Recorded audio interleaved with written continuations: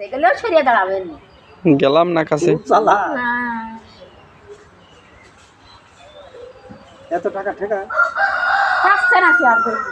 বিজালি ৬,০০০ ৭,০০০ একটাই তো আছে তাও পাচ্ছে না সে দুধ দেশে 2 কেজি 1 কেজি তাও সে পাচ্ছে না ওর কাজে ওই খাবে তাও হচ্ছে না। হ্যাঁ কইলাম তো কিনবে না